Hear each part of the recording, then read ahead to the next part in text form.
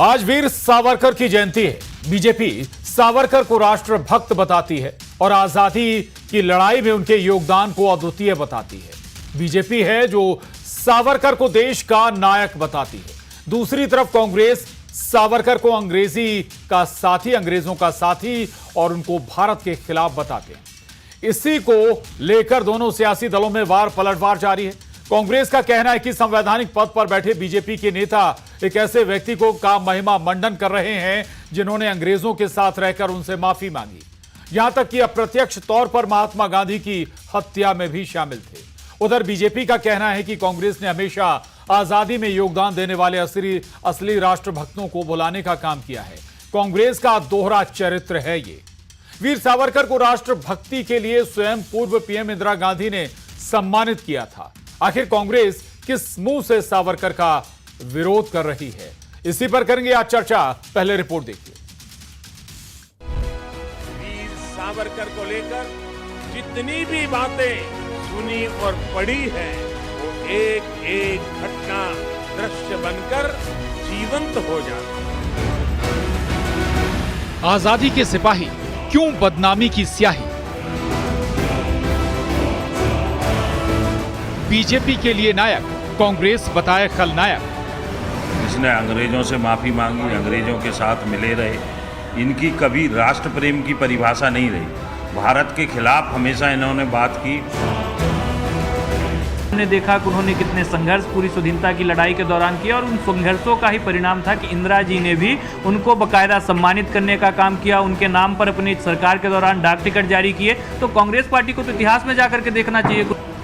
The Savarkar story, MP में सियासत भारी। महात्मा गांधी की हत्या में सावरकर का भी हाथ आया था सामने। वो अलग विषय है कि अदालत ने उनको बरी कर दिया। के वीर सावरकर जैसे हमारे क्रांतिवीरों का अपमान कर रही है, उसको जवाब देने का काम देश की जनता कर रही है। कांग्रेस पार्टी ने इतिहास की किताबों से जितने भी हमारे स्वतंत्रता संग्राम के सेनानी थे उनको मिटाने का काम किया। भारतीय जनता पार्टी की सरकार आज ऐसे तमाम लोगों को आगे लेकर के आ रही है। बीजेपी वीर सावरकर को नायक मानती है, आजादी की लड़ाई में उनके योगदान को अद्वितीय बता रही है। तो वहीं कांग्रेस का आरोप है कि बीजेपी ऐसे व्यक्ति का महिमा मंडन कर रही है जिन्होंने अंग्रेजों के साथ रहकर उनसे माफी मांगी, अप्रत्यक्ष रूप से महात्मा गांधी की हत्या में शामिल थे। आखिर क्यों सियासत के केंद्र में वीर सावरकर? आज इसी पर करेंगे महाडिबेट में चर्चा।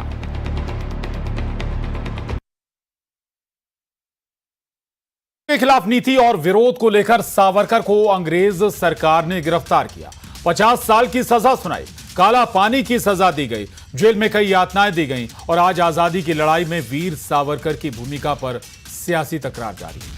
सवाल यही है कि आज हम इसी मसले पर करेंगे चर्चा, लेकिन सवालों पर डाल लेते हैं पहले नजर। नायक और खलनायक की लड़ाई आखिर क्यों? ये बड़ा सवाल। दूसरा सवाल है सावरकर की थ्योरी पर क्यों सियासत भारी है? दूसरा और आखिरी सवाल, कांग्रेस के विरुद्ध इसलिए क्या वीर सावरकर का विरोध हो रहा है?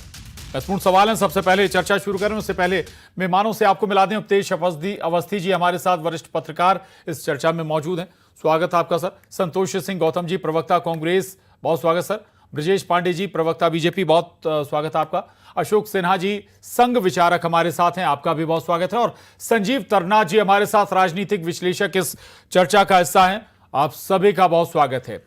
वीर सावरकर एक ऐसा चरित्र जिस पर सियासत बहुत होती रही शुरुआत से, और सियासत या तो इस पार या उस पार, यह बिल्कुल तस्वीर हमेशा से साफ रही है। कांग्रेस हमेशा विरोध करती रही वीर सावरकर का, उन्हें देशद्रोही से लेकर ना जाने कौन कौन से तमगे कांग्रेस की तरफ से दिए जाते रहे। लेकिन बीजेपी की नजर में वीर सावरकर की क्या भूमिका है, वीर सावरकर का क्या चरित्र है, यह बताने की जरूरत नहीं है। सबसे पहले अशोक सिन्हा जी से ही मैं चर्चा की शुरुआत करूंगा। अशोक सिन्हा जी, बहुत सारी बातें हैं वीर सावरकर से जुड़ी जो हम लोगों ने सुनी है कि भाई दोहरी उन्हें सजा दी गई थी, आजीवन कारावास उन्हें दिया गया था, काला पानी जैसी सजा उन्हें दी गई। हालांकि उन्होंने माफी भी मांगी, अंग्रेजों से माफीनामा भी अंग्रेजों से लिखा। तो ये सारी बातें हैं, तो ये क्या विवादित कैरेक्टर नहीं बनाती वीर सावरकर को? अशोक सिन्हा जी। वीर सावरकर जी एक संवेदनशील, भावना प्रधान व्यक्ति थे। और बुद्धिनिष्ठा और तर्कनिष्ठा जी के साथ साथ उनके नाम के आगे जो वीर शब्द लगा हुआ है, वह एक अद्वितीय उनके लिए उपमा दी गई थी। आप यदि उनके कामों को देखना चाहें तो आप अभिनव भारत को देखिए। जब उन्होंने इंग्लैंड में फ्री इंडिया सोसाइटी की स्थापना की, उसकी चर्चा देखिए। जी 1857 की क्रांति के को पहली बार जो विद्रोह कहते थे अंग्रेज, पहली बार the Indian war of independence 1857 उन्होंने पुस्तक लिख करके पूरे दुनिया को बताया कि ये जो 1857 की जो क्रांति थी वो जी। विद्रोह नहीं था। 1910 में उनकी गिरफ्तारी हुई और वो पहले व्यक्ति थे दुनिया के जिनको कि 2 जन्मों का कारावास दिया गया काला पानी में। मैं वहां हो आया हूं, अंडमान निकोबार के उनके कक्ष तक गया हूं। जी वो शिवाजी के अनन्य भक्त थे और एक बात स्पष्ट थी कि उनके अंदर शत्रुबोध बिल्कुल स्पष्ट था। उनका शत्रु कौन है इसमें उनको कोई दुविधा नहीं थी। जी और उनके कार्यों को देखना है तो आप देखिए कि किस प्रकार से अस्पृश्यता के विरुद्ध उन्होंने पतित पावन मंदिर की स्थापना रत्नागिरी में की और वहां बैठ करके सबके साथ भोजन किया। उनका हिंदुत्व सभ्यतागत एकता का आह्वान है। और उनके अगर चरित्र को देखना हो तो वो भारत में सैन्य शक्ति को के समर्थक थे। वो ठीक है जी। नेहरू की तरह नहीं थे। नेहरू जी के लिए लंदन एक एलीट क्लब था। ठीक है, जबकि बड़ी बात आपने उनके कही थी और कई बातें जो आपने बताई वीर सावरकर जी के बारे में महत्वपूर्ण है। और खासतौर से जब वकालत की पढ़ाई करने गए थे वीर सावरकर ब्रिटेन में, लंदन में, तब उन्होंने फ्री इंडिया सोसाइटी का गठन किया था और भारतीय जो भी थे वहां जोड़ने की कोशिश भी की थी उस संगठन से भारतीयों को। मैं लौटूंगा आपके पास। और संतोष सिंह गौतम जी, बहुत सारे आजादी के नायक हैं, उनमें एक वीर सावरकर को भी माना जाता है। क्या केवल इसलिए विरोध कि वो कांग्रेस से या उस संगठन से नहीं जुड़े थे जो जिसका नाम कांग्रेस था? जी नहीं जी, बिल्कुल नहीं। दरअसल बात यह है कि कोई भी अगर किसी को उपाधि देता है तो उसको मान्य किया जाता है। अगर कोई खुद को ही उपाधि दे ले तो उस चीज को कभी मान्यता नहीं मिल सकती। आपको पता है कि राष्ट्रपिता की उपाधि महात्मा गांधी को देने वाले थे सुभाष चंद्र बोस, लेकिन वीर सावरकर को यह उपाधि देने वाले स्वयं वीर सावरकर थे। चित्रगुप्त नाम से उन्होंने पुस्तक लिखी वीर सावरकर। तो और वीर सावरकर की इस बात की पुष्टि बाद के प्रकाशक ने की थी कि वो चित्रगुप्त और कोई नहीं स्वयं वीर सावरकर थे। तो जो व्यक्ति स्वयं को महिमा मंडित करे, स्वयं की कहानियों को बढ़ा चढ़ाकर बताए और बाद में कर्नाटक में भारतीय जनता पार्टी की जो पिछली सरकार थी उसने पाठ्यक्रम में शामिल कर दिया कि मांडले अपने पोर्ट ब्लेयर की जेल से सावरकर जी अपने मातृभूमि के दर्शन करने के लिए बुलबुल पर बैठकर आ जाते थे। तो इस प्रकार की कपोल कल्पित कहानियां, कपोल कल्पित वीरों को हम मान्यता नहीं दे सकते, क्योंकि अगर किसी को मान्यता देनी है तो वो दूसरा कोई व्यक्ति होना चाहिए, दूसरा कोई महापुरुष होना चाहिए। लेकिन स्वयं को अगर कोई वीर की उपाधि दे ले तो ऐसा व्यक्ति कभी भी इतिहास में महान नहीं हो सकता। मैं एक बात कहना चाहता हूं बिना किसी पूर्वाग्रह के कि हालांकि अपने प्रारंभिक जीवन में विनायक दामोदर सावरकर एक क्रांतिकारी भूमिका में रहे, लेकिन अपने बाद के समय में अंग्रेजों के दबाव को वो सहन नहीं कर पाए और जो पोर्ट ब्लेयर की सजा थी काले पानी को उसको सहन नहीं कर पाए। ये कहा जाता है कि बहुत कठोर सजा उनको काले पानी की हुई थी। अरे भाई हुई थी, हम क्या इनकार करते हैं, लेकिन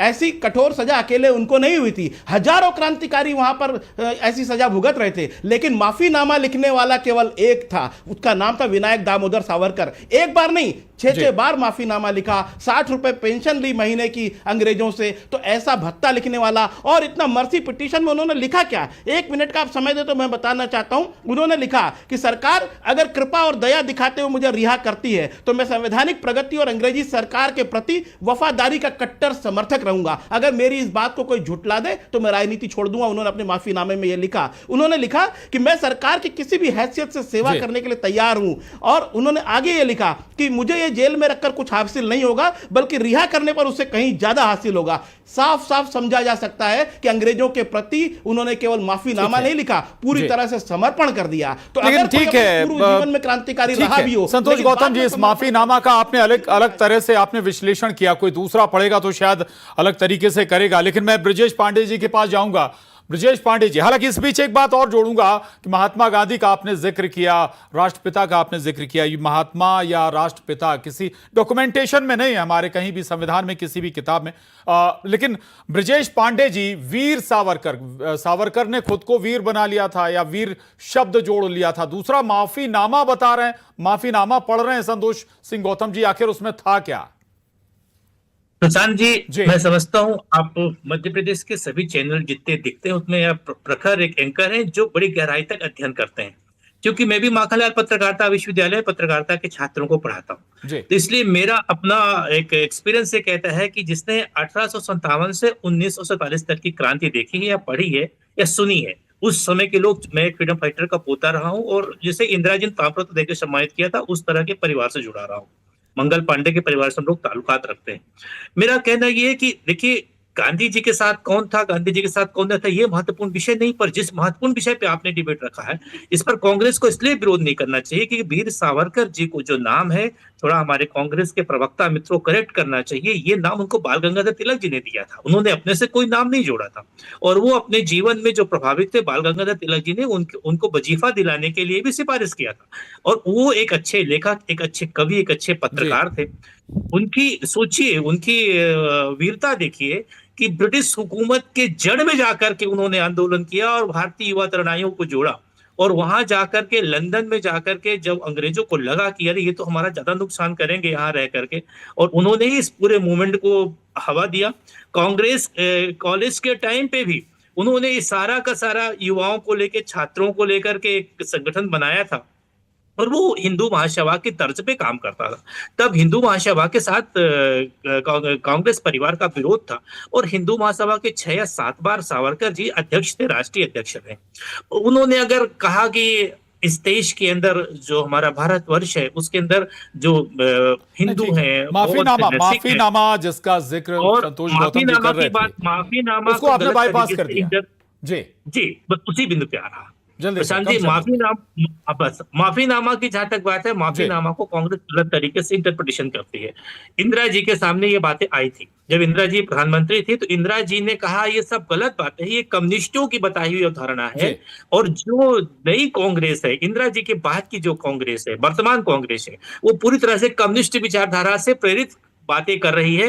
किसी तरह का माफीनामा सावरकर जी ने नहीं लिखा था ना। ठीक है, आपको लगता है कि माफीनामा नहीं लिखा था आपने, तो ये मुझे लगता है शायद हिस्ट्री ही आपने बदल दी शायद।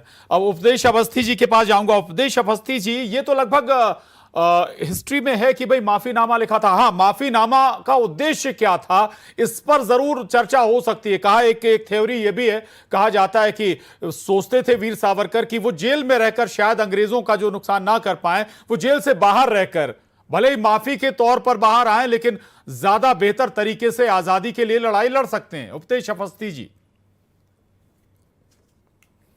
बिल्कुल सही बात है प्रशांत जी, आपने जो कहा वो बिल्कुल सही है। उन्होंने अपने माफीनामा में बहुत स्पष्ट लिखा है कि जो काम मैं जेल में रहकर नहीं कर सकता, वो जेल के बाहर कर सकता हूँ। इन्होंने, कांग्रेस के प्रवक्ता महोदय ने जो बताया कि उन्होंने माफीनामा में ये लिखा, ये लिखा, ये लिखा। समीक्षा का विषय ये है कि बाहर आने के बाद वो किया या नहीं किया, तो हम देखते हैं कि वो नहीं किया। जी, बात यह है कि यदि हम वीर सावरकर को जानना चाहते हैं, अभिनव भारत लोगों को समझ में नहीं आता है, फ्री इंडिया सोसाइटी लोगों को बिल्कुल समझ में नहीं आती। हम भारत के लोग हैं, देशी लोग हैं, भारत की बात समझते हैं। मैं भारत के संदर्भ में समझाता हूँ। क्या महात्मा गांधी के बिना कांग्रेस भारत में जनता की, नागरिकों की प्रतिनिधि पार्टी हो सकती थी? यदि नहीं हो सकती थी तो वीर सावरकर या सावरकर, दामोदर सावरकर, जो भी आपको कहना हो, उनके बिना भारत एक हिंदू राष्ट्र का विचार नहीं हो सकता था। मिस्टर जिन्ना के डोमिनेशन में कांग्रेस इतनी तेजी से आ रही थी कि ये देश जिन्ना को प्रधानमंत्री बनाता और पता नहीं क्या हो जाता। सावरकर हैं जिनके कारण ये देश अपने अस्तित्व में है। यदि जिन्ना और महात्मा गांधी दोनों सावरकर के विचार को मान लेते तो हम अमेरिका से बड़ी शक्ति होते। सांस्कृतिक राष्ट्रवाद समझ में आता है किसी को? सांस्कृतिक राष्ट्रवाद इतना गहरा शब्द है, इतने गहरे मायने हैं। हम जब जहां सिर्फ तरक्की करेंगे, सिर्फ विकास करेंगे, चांद पर, मंगल पर और उसके आगे जाने की बात करेंगे, ये अपने आप में कितनी बड़ी बात है, कितनी महान बात है। एक छोटी सी चीज के लिए आप इतने बड़े व्यक्ति को केवल दबा के रखना चाहते हैं, इसलिए क्योंकि गांधी को महान बताना है। यदि सावरकर को स्वीकार कर लिया तो गांधी की थ्योरी फेल हो जाएगी। ठीक, बड़ी बात। जिन्ना तो बिल्कुल फेल हो जाएंगे। जी जी, ठीक है सर, मैं लौटूंगा आपके साथ। आपके पास एक और खास मेहमान हमारे साथ बने हुए हैं, संजीव तरनाथ जी। मैं ये कह रहा हूं कि भाई वो फेस या कहें वो शख्सियतें, अब इनमें भेद क्यों करना? बहुत सारी ऐसी शख्सियतें हैं जिन पर हो सकता है जो अलग अलग धारा से जुड़ी हों, चाहे वो वीर सावरकर हों या फिर सुभाष चंद्र बोस हों, जो कांग्रेस से हटकर आजादी के लिए लड़ाई लड़ रहे थे। ऐसी बहुत सारी शख्सियतें हैं। अब कम से कम सम्मान अब तो दे दीजिए सभी को। देखिए प्रशांत जी, आपका कहना बिल्कुल ठीक है कि बहुत सारी शख्सियतों ने देश की आज़ादी दिलाने के लिए बहुत सारी यातनाएं सही। उसमें से सावरकर जी भी थे और भी बहुत सारे क्रांतिकारी थे जिन्होंने देश को आज़ादी दिलाने के लिए खून पसीना एक किया, बहुत सारी यातनाएं सही। देखिए होता क्या है कि जब आप किसी की आइडियोलॉजी को पसंद करते हो या कोई आपकी आइडियोलॉजी को पसंद करता है तो आप उसकी चीज़ों को बढ़ चढ़ करके बताने की कोशिश करते हो। तो इसमें कोई दुराई वाली बात नहीं है। अगर सावरकर जी जो थे वो हिंदूवादी विचारधारा की बात करते थे और गांधी जी जो थे वो हिंदू मुस्लिम इकट्ठे लेने की बात करते थे, तो ये डिबेट होना एक लाजमी सी बात है, जो डिबेट अभी चलती भी रहेगी। और जिस तरीके से मैं भारतीय जनता पार्टी के प्रवक्ता को भी सुन रहा था, बाकी सारे प्रवक्ताओं को भी मैंने सुना, जिस तरीके से बीजेपी के प्रवक्ता ने कहा कि उन्होंने कोई मर्सी पिटीशन ही नहीं लिखी थी, तो 1911 से लेकर के 1920 के बीच में 6 मर्सी पिटीशंस लिखी गई। अब आप उन मर्सी पिटीशंस का जिस तरीके से उनकी रीजनिंग निकालना चाहें वो आपके अलग अलग हो सकते हैं। मेरा रीजनिंग निकालने का तरीका अलग हो सकता है, किसी और का रीजनिंग निकालने का तरीका अलग हो सकता है। तो ये लिखी गई चीजें, क्योंकि राजनाथ सिंह जी ने भी एक बार 2021 या 22 के अंदर एक सभा को संबोधित करते हुए बयान दिया था कि उन्होंने गांधी जी के दबाव में आकर के ये मर्सी पिटीशंस लिखी थी। उस टाइम पे भी ये काफी सारी की चीजें चर्चा के अंदर बहुत ज्यादा आई थी। बट अगर आप उस टाइम पे देखें तो गांधी जी जो वापस लौटे इंडिया के अंदर तो 1915 के अंदर लौटे, तो 1911 से लेकर के 1914 के बीच में 6 मर्सी पिटीशंस ऑलरेडी लिखी गई थी। तो गांधी जी के दबाव की बात तो कभी वीर सावरकर जी में नहीं मानी। तो बहुत सारी चर्चाएं ये चलती रहेंगी, आगे भी चलती रहेंगी, क्योंकि ये अनडिबेटेबल चीजें। ठीक बात है, चलिए लौटूंगा आपके पास और मैं एक बार फिर जाऊंगा अशोक सिन्हा जी के पास। अशोक सिन्हा जी, एक संदर्भ और आता है कि भाई गांधी जी भी आजादी की लड़ाई के लिए वीर सावरकर से मदद मांगने विदेश पहुंचे थे, विदेश में थे, संभवतः शायद ब्रिटेन में उस ड्यूरेशन में वीर सावरकर रहे हों, लेकिन तब सहायता करने से, मदद करने से इनकार कर दिया था वीर सावरकर ने। जब वो विदेश में थे इंग्लैंड में, तो वो क्रांतिकारी कार्यों में वो बिल्कुल आगे बढ़ चढ़कर हिस्सा लिया करते थे और स्पष्ट रूप से गांधी जी से जो उनकी विचारधारा की भिन्नता थी वो ये थी कि इनके सारे प्रयासों, विचारधारा भिन्न हो सकती है, मकसद तो एक था ना, मकसद तो एक ही था, परंतु जो एक उस समय के महापुरुषों के साथ अन्याय हुआ उसको ध्यान में रखते हुए यदि आप इसका मूल्यांकन करेंगे तो पाएंगे कि भगत सिंह और चंद्रशेखर आजाद हो, चाहे डॉक्टर हेडगेवार रहे हो, चाहे सुभाष चंद्र बोस रहे हो, इनके प्रति जो विचारधारा थी गांधी जी की, वही विचारधारा वो सावरकर के प्रति भी रखते थे।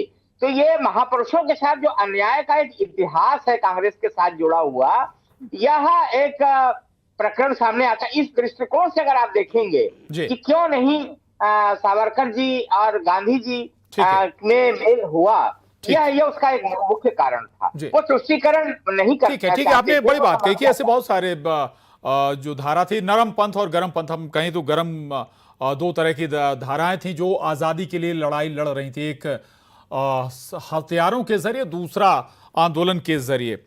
संतोष सिंह गौतम जी, मैं उस बात पर आऊंगा जो उपदेश अवस्थी जी कह रहे थे कि इतना डोमिनेशन में डोमिनेंट हो गए थे जिन्ना के कि अगर शायद वीर सावरकर ना होते तो जिन्ना प्रधानमंत्री होते और शायद आज स्थिति अलग होती, यानी कि जो पाकिस्तान की स्थिति है आज वो अविभाजित भारत पाकिस्तान की स्थिति होती।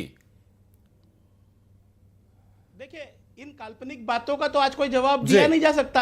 ये तो काल्पनिक बात है कि जिन्ना प्रधानमंत्री होते, कैसे होते? जिन्ना के पास किसी का सपोर्ट था, नेहरू के पास था सपोर्ट, गांधी के पास था, जिन्ना के पास कोई सपोर्ट नहीं था। यहां तक कि मैं ये कह दूं कि जिन्ना के ऊपर ये आरोप लगते कि द्विराष्ट्र सिद्धांत के प्रतिपादक थे जिन्ना, जिसके कारण भारत और पाकिस्तान का बंटवारा हुआ। दरअसल द्विराष्ट्र सिद्धांत के प्रतिपादक सबसे पहले वीर सावरकर और जिन्ना दोनों थे। और जहां तक ये बात है कि वीर सावरकर ने किसी स्ट्रेटेजी के तहत अपने 6 माफीनामे लिखे थे, तो अगर उन्होंने स्ट्रेटेजी के तहत लिखे थे तो आजादी के आंदोलन में बाद में उन्होंने सक्रियता से हिस्सा क्यों नहीं लिया? छूटने के बाद वो लगातार 60 रुपए की पेंशन लेते रहे अंग्रेजों से, भारत छोड़ो आंदोलन का विरोध किया श्यामा प्रसाद मुखर्जी के साथ मिलकर, अंग्रेजों की सेना में भर्ती होने का आह्वान करते रहे और लगातार एक हिंदूवादी छवि को लेकर उन्होंने लगातार जो भारत की सार्वभौमिकता थी, सर्वधर्म संभाव की जो भावना थी, जो गंगा जमुनी संस्कृति थी, उसका विरोध भी एक प्रकार से करते रहे। उनकी जो ब्रजेश पांडे जी, वक्त थोड़ा कम है, ब्रजेश पांडे जी इसका जवाब जल्दी दे दीजिए,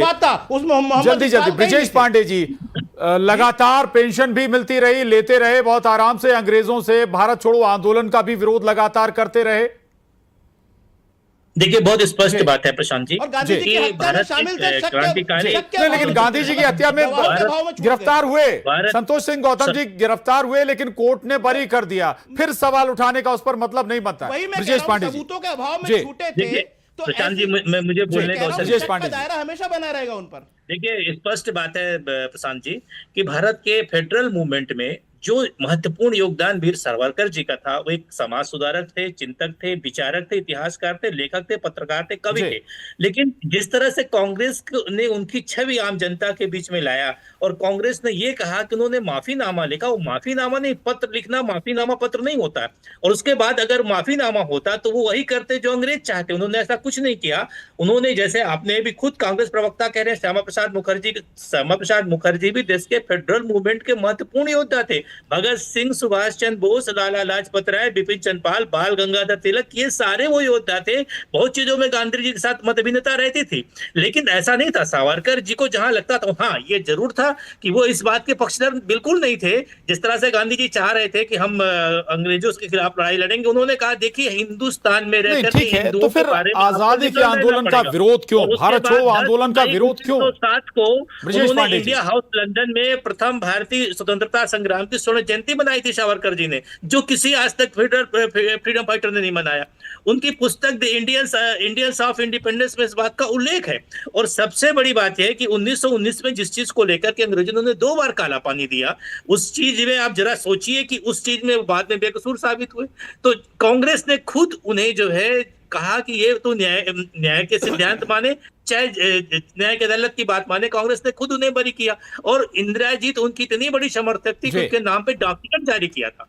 तो अब कांग्रेस किस मुंह से ऐसी बातें कर रही है? ठीक है, संतोष सिंह गौतम जी, इस पर तो बनता है जवाब। इंदिरा गांधी ने खुद सम्मानित किया था आजादी के लिए, जो लड़ाई या जो काम वीर सावरकर ने किए थे उसके लिए। देखिए जी बिल्कुल। और सबसे बड़ी बात ये सोचिए, सबसे बड़ी संतोष गौतम जी का हो सकता था। ब्रजेश पांडे जी थोड़ा शांत रहिए। देखिए, यह विशाल हृदय केवल कांग्रेस का हो सकता था। जिस श्यामा प्रसाद मुखर्जी ने शुरू से कांग्रेस का विरोध किया, उनको भी अपने मंत्रिमंडल में शामिल किया, सावरकर जी को भी सम्मान दिया। आज के नेतृत्व से, भारतीय जनता पार्टी आरएसएस के नेतृत्व से उम्मीद नहीं कर सकते कि विरोधी विचारधारा का इतना सम्मान करे। नहीं, ब्रजेश पांडे जी शांत रहिए। नहीं, सुन लीजिए, मेरी पूरी बात सुन लीजिए। मेरी बात ब्रजेश पांडे जी, आ रहा हूं, चुप रहिए, पूरी करिए बात संतोष गौतम जी, चुप रहिए। मैं ये कह रहा हूँ, मैं ये कह रहा हूं कि कांग्रेस की विचारधारा के अतिरिक्त भी कई ऐसे योद्धा थे। अरे ब्रजेश पांडे जी, क्या हो गया आपको? सुन लीजिए ब्रजेश पांडे जी, क्या हो गया है प्लीज। मैं ये कह रहा हूं कि कांग्रेस पार्टी ये स्वीकार करती है कि कांग्रेस पार्टी अकेली नहीं, कई ऐसे लोग थे जिन्होंने आजादी के आंदोलन में भाग लिया। भगत सिंह कांग्रेस की विचारधारा से मेल नहीं खाते थे, लेकिन उनका सम्मान कांग्रेस करती है। इन सब वीरों के बीच में केवल एक व्यक्ति था जिसने माफीनामे लिखे थे। हमारा आरोप सावरकर पर केवल ये है, किसी भी वीर ने कभी माफीनामा नहीं लिखा। संतोष गौतम जी, गांधी जी कभी भी भगत सिंह को जब सजा होने वाली थी, उसके विरोध में कभी खड़े नहीं हुए। वहां के कलेक्टर को पत्र लिखा था, वो कोई माफीनामा नहीं था। बिल्कुल झूठ है, ये बिल्कुल झूठ है। गांधी जी और नेहरू जी दोनों ने बात की, बीमारी फैल गई थी और उनको इसी प्रकार की मदद लेने का इनकार कर दिया था। संजीव तरनार जी, ठीक है संजीव तरनार जी, चर्चा बहुत तेजी जोर गर्मा गर्म चर्चा चल रही है, लेकिन बहुत सारे तथ्य भी आ रहे हैं। सवाल यही है यहाँ पर कि आखिर अगर बात बहुत पीछे तक जाएगी तो फिर कम से कम इतना तो समझिए कि काम तो बहुत सारे लोगों ने किया है आजादी के लिए, खून बहाया है आजादी के लिए, जेल भी गए हैं, सजा भी काटी है। देखिए, मैंने वही आपको बोला कि जब मैंने पहले वक्तव्य में कहा था कि बहुत सारे लोग, वीर सावरकर जी नहीं और भी बहुत सारे क्रांतिकारी थे जिन्होंने देश को आजाद कराने के लिए अनेकों यातनाएं सही, अनेकों अंग्रेजी सरकार की जो हुकूमत थी जो दबाने का काम किया, बहुत सारे लोग थे जिन्होंने हर तरीके की यातनाएं सही। देखिए, होता क्या है कि जब आप किसी एक की विचारधारा को पसंद करते हैं तो आप उसकी अच्छी बातें गिनाने में ही व्यस्त रहते हैं, और जब आप किसी को पसंद नहीं करते हैं या किसी की विचारधारा से इत्तेफाक नहीं माफी चाहूंगा संजीव जी, उपदेश शपथ दीजिए, आखिरी कमेंट आपका 20 सेकंड में, कम से कम अब विचारधारा से हटकर बात रखनी होगी। बिल्कुल विचारधारा से हटके अपन केवल भारत के लिए बात रखते हैं। बात यह है कि जब जिन्ना डोमिनेट करने लगे तो एक विचार आया था कि चलो जिन्ना को भारत का प्रधानमंत्री बना देते हैं, कम से कम देश का विभाजन नहीं होगा। यह विचार कांग्रेस से आया था, सावरकर से नहीं आया था। सावरकर की विचारधारा के कारण इतना बड़ा भारत बच गया, नहीं तो पूरा पाकिस्तान हो जाता। दूसरी बात यह है कि यदि सबूत नहीं जुटाए गए हत्या के बाद, महात्मा गांधी जी की हत्या के बाद, तो इसके लिए जिम्मेदार कौन? नेहरू। कांग्रेस के लोग अपने नेहरू। आपने कई ऐसी बातें कर दी हैं जो संभव है कि इस पर फिर कभी चर्चा हो जानी चाहिए। जो बातें उपदेश जी आपने रखी हैं, फिर किसी चर्चा में बैठेंगे, आपको हम फिर आमंत्रित करेंगे। लेकिन अभी सभी खास मेहमानों का बहुत शुक्रिया, धन्यवाद। तो वीर सावरकर वो चरित्र, वो कैरेक्टर, वो हस्ती जिसने बड़ी भूमिका निभाई आजादी के आंदोलन में। आज चर्चा में बस इतना।